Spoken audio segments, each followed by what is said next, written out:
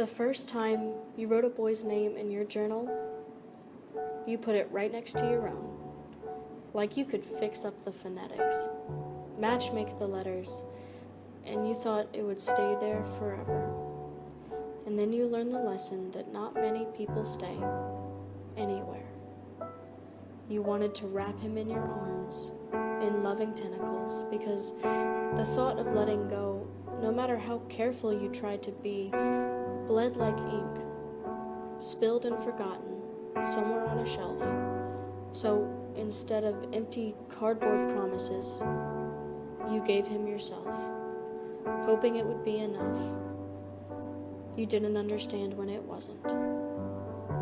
Poetry does not lend itself to evanescent mediums the way your voice did on the night you sang your simple story into concretion. You learned to grow into the sediment instead of out of it, fossilizing memories that needed to die without disappearing, whispering, "Please don't go." You wrote your first love story at 6 years old, still fluent in hope, but fluid in can't and don't. And you were forced to grow up when you learned that won't does not matter to a will that never learned the meaning of no. Tiresome becomes weary in the face of adversity when you're the only one who sees the adversary as what it truly is. While the chance of renewal on a rainy day outweighed the pessimistic probabilities of flash floods, you did not give up hope. I will not call you beautiful. You transcend pretty. Your imprint on this galaxy, this reality, is more sweeping, more earth-shattering than the visual aesthetics of societal misinterpretations of what we're really here for. You ask God, or your mother, or your cat, or the stars, or anyone who would listen, what you're really here for. Because it seems so unlikely that divinity was responsible for making the decision that someone should ever live a life with boulders on their back, weighted shadows of love gone missing, faces on milk cartons that didn't want to be found. Your strength shone through the fingertips that reached to those around you, lifting their burdens and resting them between each dip in your spine until you moved parallel to the ground, parallel to someone's grave whom you don't talk about anymore.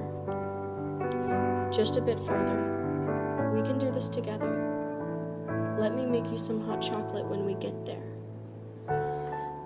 You became the mother to the motherless, braiding hair into promises of a sunlit ocean to a child who has never seen the sea. And in turn, you became that sun rising over the horizon past what someone once decided was enough. Because enough is never enough until you've been given what you're owed. But you're smarter than most, and knew the world didn't owe you anything. So you did not ask for it, but you did demand the opportunity to work, to sweat, to earn, and dedicated your wages as your fragmented voice sang, "This one goes out to the broken, and the shaken, the given and the taken, the egos too solid for breaking, and the ones who were taught that their bodies were designed for demonstrating." You dedicated it all, in the first pages of your masterful manuscripts, to the one who first taught you how to hold a pen, never deluded into thinking you did this by yourself. No one does. You were the sky, not in the cliche manufactured poetic light painted by pop singers and boys with bad pickup lines, not just meant to be gazed upon, but created to hold the majesty of all other majesties, the arms holding wisps of clouds that inspire hearts with wanderlust, the canvas upon which explosions of another day rising welcome lovers into consciousness, the releaser of rain, the net for our stardust, the friend of the evening, the sister of morning, the receiver of shooting star wishes, the keeper of pinky promises, the child of the Milky Way, the serenity of the darkness, the hider of tears, the revealer of smiles, the peacekeeper fluent in chaos,